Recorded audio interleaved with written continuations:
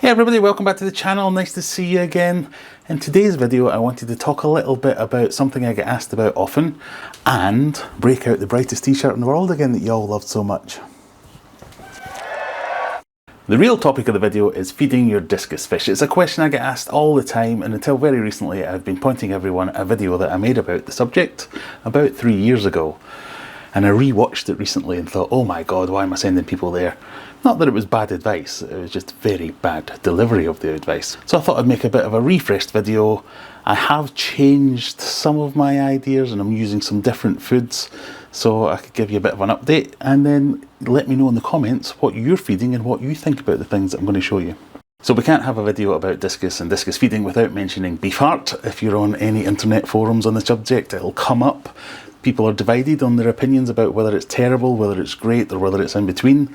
I am going to sit on the fence a little bit in this one. I've fed beef heart for many years, but don't at the moment. Now, not that I think it's a terrible idea, because some of the arguments that most people have about it being a terrible idea are because you don't find beef hearts in the Amazon River. Which is very true, but you also don't find Hikari gold pellets in the Amazon River, or krill flakes, or mussel mix, or whitebait, or all the other things that they suggest as an alternative. It's about nutritional value. So if you've got a beef heart mix, and remember mix is the key word there, that you're happy with, that it is giving a balanced meal, then it could be the right thing to do. So that balanced diet is, yes, people might be using beef heart, and when I say beef heart, I mean a cow's heart. Cut off all the fat, mince it up, mix it in with some other vitamins and things, and you've got quite a good diverse range of foods all within the one food, if you like. So people will make beef heart mixes with flake, with extra added vitamins. Everyone's got their own little secret recipes, and I've even got my own, so by all means join me on my Discord server or Facebook group and ask me about those things.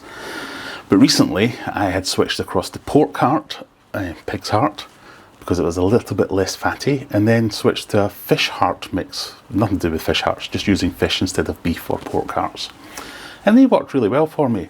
The reason I moved away from those things is not because of the nutritional value. I was fairly happy with the nutritional value of the foods, but they were difficult to feed. Frozen foods can be a bit of a faff, and beef heart mixes in particular can often be quite messy. So I would feed it and it would cloud up the tank for a couple of hours, and I just didn't like that, so I switched to some different things. So we'll jump in and talk about what I'm feeding as my kind of staple diet. As with everything, variety is the spice of life. I like to feed a mixture of things. Some of the foods are things like this, for instance, the tropical fish worm pellets from Fish Science. I think this is a fantastic food. It's a slowly sinking pellet, which is worm basically. So it's insect meal mostly. It's really good food, really high nutritional value. So I really like this one. The second food I feed is one of the ones I sell on my own website, which is it's like a soft artemia. So it's quite a soft, sticky. You can form it into little clumps if you want and feed like a little clump and the fish will go mad for it, or you can feed it as a kind of granule. Really good food. Really impressed with this. And I'm not just saying that because I sell it myself. Anyone who feeds this stuff, all the feedback I've got about it is it's absolutely brilliant. Quite expensive, but these are very expensive fish. Next in my dry food catalogue is the bug flake and krill flake. So again, I sell these on my website. This is my bug flake mix. Krill flake is very similar. They are an insect-based flake. This one, the bug flake, is quite a dry one, so it does crumble into smaller pieces. But it also feeds all the other fish that are in there, so my cardinal tetras and everything else in there will also feast on this. But the discus like it too, and it's quite a good food. My kind of secret weapon as a fish tuber is these sticky pellets. So these are the sticky tropical pellets. And what you do is you get these wet. In the olden days, what you do is you use like some dry blackworm or something and stick it to the inside of the glass, but these replace that and they've got a better nutritional value. Stick these to the inside of the glass, and then the fish will all congregate around them, and then you can click away and take pictures to your heart's content and you get them all in one place. But also quite a good food. So as well as them being my staple dry foods, which I'll feed every day, I also feed frozen food. I know it is a bit of a faff, as I said sometimes, but that's why I only feed it maybe 2 or 3 times a week. I'll generally feed them some frozen brine shrimp, like a chunk this size. They'll get that every other day. And maybe some mysis shrimp, which is, well, till like this. So this is from a blister pack. because I've not found a supplier that sells it in the big blocks. I'm not a huge fan of blister packs in general because they tend to be kind of 80% water, so find a good one, and if you do, you can stick with it. You know, if you look at this for instance, you'll see all this, that's just pure water, it's just ice, that'll break off. Other blister packs, the kind of the Discus mixes that I've seen before, I've never found one that I found the fish really liked, and I've never found one I've been particularly happy with. So that's kind of what I stick to. I don't feed bloodworms. I don't think they've got any nutritional value really for the Discus. I will feed them if I have a problem. Maybe if one isn't eating for a while for whatever reason, then maybe that's when I'll break out the bloodworms, because very few fish will refuse a bloodworm. But they're not really good as a staple diet. I also try and avoid mussels and mussel mix like the plague.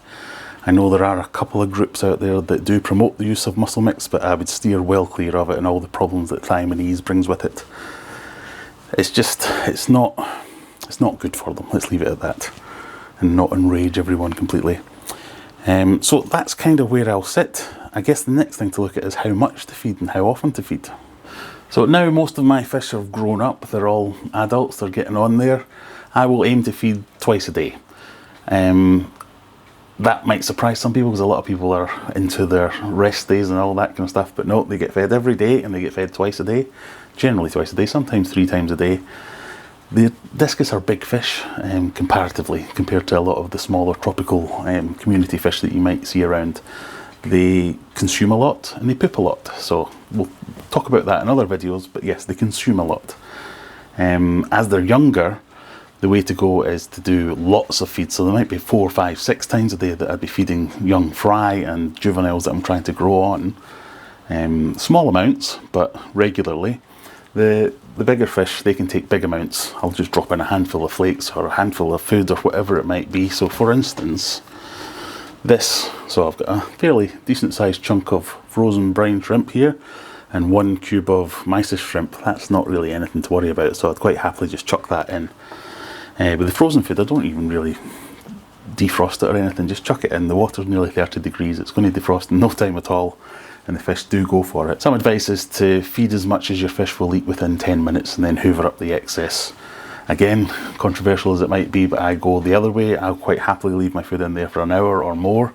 My Discus, I don't know if it's just my Discus, but my Discus are grazers. They will pick at it over the course of an afternoon or an evening.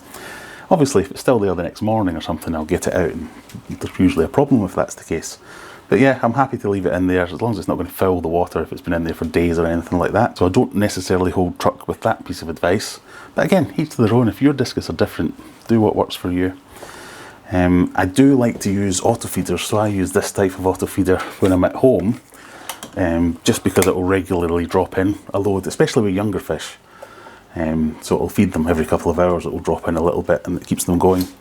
I don't like to use the auto feeders when I'm not home though, because they often fail and dump in a whole tin's worth, so I only do that when I'm around, just to save it a bit of effort on my part. So let me know in the comments any tips, any tricks you've got for feeding your Discus, or particularly tricky feeders. Often when you buy new fish, they won't feed for a couple of weeks. That's perfectly normal, so don't worry about that. If you've just picked up some new Discus and you're worried, give them time, they'll settle in. Start with something like this frozen brine shrimp. So I'll feed mine now. Every time I try and film, they always hide on the other side of the tank just to annoy me and make me look like a bad person, but hopefully they'll come and feed on some of this. That's the mysis shrimp and the frozen, what is it? Mysis shrimp and the brine shrimp. So you'll see them starting to get interested as they start to smell it in the water, and it kind of instantly breaks up and then they start going for it.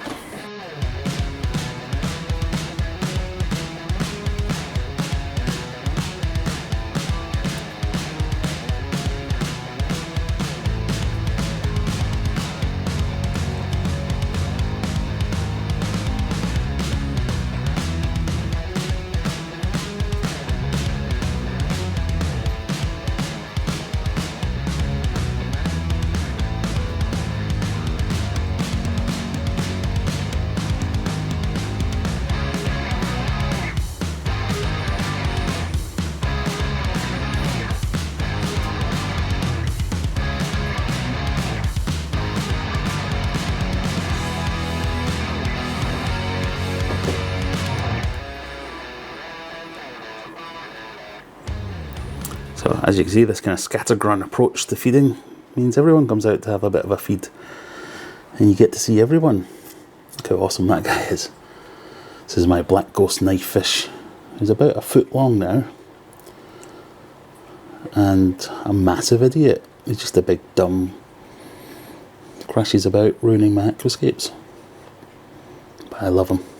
Fairly normal too for when I feed my fish. It starts off a bit of squabbling. I think that's just natural behaviour for any cichlid.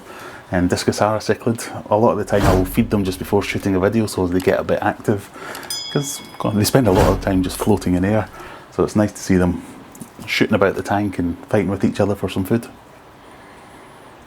So thank you very much for joining me so far. Let me know in the comments if you've got any questions or any hints or tips or things that you want to say. Come and join us on Facebook or on Discord or on Instagram or any of those places. All the links will be in the description. You can join us on a Friday night. We'll have a live stream. You can ask me questions in real time and tell me how terrible I am if you want. Thank you very much. See you next time. Bye.